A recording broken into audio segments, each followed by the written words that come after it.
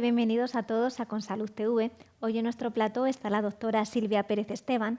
Ella es tutora de residentes y facultativa especialista del área de reumatología del Hospital Universitario Fundación Jiménez Díaz de Madrid, y con ella vamos a conversar precisamente con una patología de gran incidencia en nuestro país como es la osteoporosis.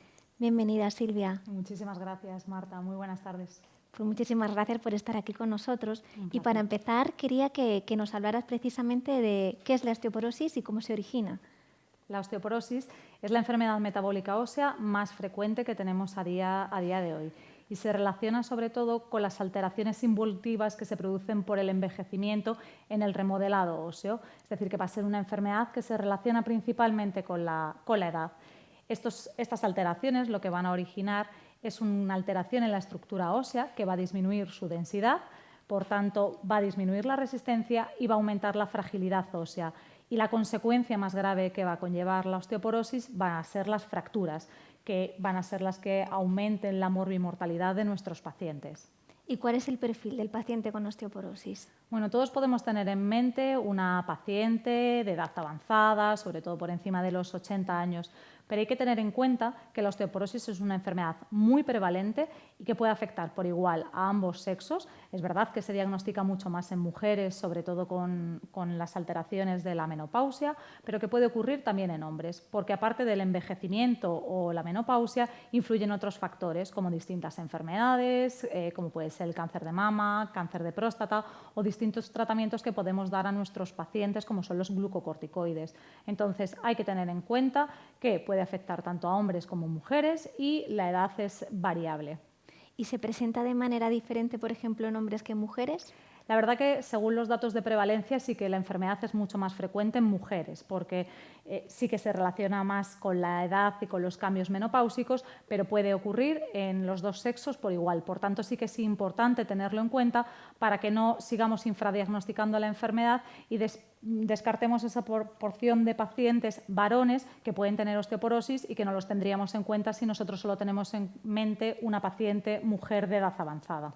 Imagino, entiendo también que ahora mismo lo que es un diagnóstico temprano es fundamental, por ejemplo. Es fundamental hacer el diagnóstico precoz, porque como te he dicho, esta enfermedad está muy infradiagnosticada. Entonces, si nosotros somos capaces de diagnosticar precozmente a estos pacientes con distintas pruebas o simplemente con una buena anamnesis, preguntándole al paciente si tiene mucha tendencia a las caídas o si tiene distintos hábitos tóxicos que pueden inducir pérdida de calcio de los huesos, como puede ser el tabaco o el alcohol, pues todos estos factores asociados al uso de la densitometría nos van a servir para que nosotros podamos diagnosticar la osteoporosis. Cuanto antes la diagnostiquemos, antes podemos hacer que ese paciente corrija esos factores de riesgo que tiene e incluso iniciar, si fuera necesario, un tratamiento específico para mejorar la masa ósea y reducir sobre todo el riesgo de fracturas, porque si reducimos ese riesgo, nuestro paciente no se va a fracturar y la calidad de vida del mismo va a ser mucho mejor.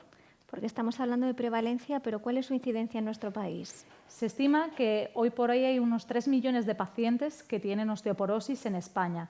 Y como te he dicho, sí que la frecuencia es el 23% de las mujeres frente a un 8% de varones. Pero ya no solo esto es importante, que sea más frecuente en un sexo u en otro, sino la importancia es que en el 2019 se registraron 290.000 fracturas y eso supone 33 fracturas por día, lo cual es un dato muy llamativo porque implica un coste económico, que el gasto sanitario se estimó en ese año en torno al 4% del presupuesto sanitario global, sino las implicaciones que tiene para el propio paciente el hecho de sufrir una fractura. ¿Y es posible prevenirla? Es posible prevenirla. Es verdad que, como te he dicho, sí que va a haber factores como la menopausia o la edad, que son factores no modificables, pero sí que podemos incidir sobre otros factores, como puede ser insistir en nuestros pacientes con una dieta saludable, una dieta rica en calcio, una exposición solar adecuada, porque de la exposición solar vamos a obtener la vitamina D que se necesita para el metabolismo óseo. Podemos insistir en que abandonen el hábito tabáquico. El consumo excesivo de alcohol también va a producir aumento del riesgo de osteoporosis, por tanto, insistirles a nuestros pacientes en ese tema y también, por ejemplo, en el ejercicio físico. Hay distintos estudios que han demostrado que el ejercicio físico disminuye el riesgo de caídas y además sí que fortalece la densidad mineral ósea. Y una vez diagnosticada la enfermedad, un poco ¿cómo es su abordaje? ¿Cómo se trata? A ver, el tratamiento de la osteoporosis viene por dos grandes ramas. Tenemos los tratamientos no farmacológicos, que son tan o más importantes que el tratamiento farmacológico. Al final tenemos que insistir a nuestros pacientes en una dieta saludable, en una dieta rica en calcio, en ejercicio físico, como te comentaba, sobre todo porque disminuye el riesgo de caídas y mejora la densidad mineral ósea, en que abandonen el hábito tabáquico, el alcohol, en prevenir situaciones que favorezcan las caídas, pues insistirles en que no utilicen zapatos que no vayan bien atados a los tobillos o que tengan cuidado con las alfombras en casa, que no se suban en las escaleras, porque hay mucha tendencia también de eso en los pacientes mayores. Por tanto, la parte no farmacológica es muy importante, pero luego vamos a tener otro gran bloque que es el tratamiento farmacológico. Podemos tener simplemente los suplementos como el calcio y la vitamina D en aquellos pacientes que no van a tomar la ingesta adecuada o que no se pueden exponer porque son pacientes, por ejemplo, que pueden estar institucionalizados, y luego tenemos tratamientos propios de la osteoporosis. Estos se van a dividir en dos grandes grupos: los antirresortivos, que son aquellos tratamientos que evitan que el hueso se siga destruyendo, frenamos la osteoporosis, y tenemos diferentes tipos. Vamos a tener los bifosfonatos orales o uno intravenoso, denosumab, y los estrógenos y los moduladores selectivos de los receptores estrogénicos, y por otro lado tenemos los tratamientos osteoformadores. Hoy por hoy en España solo tenemos comercializado la teriparatida y este es el único tratamiento que nos ayuda a formar hueso nuevo.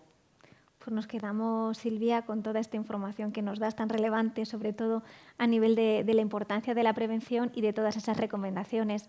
Así que muchísimas gracias por estar aquí con nosotros. Muchísimas gracias a ti, Marta. Gracias.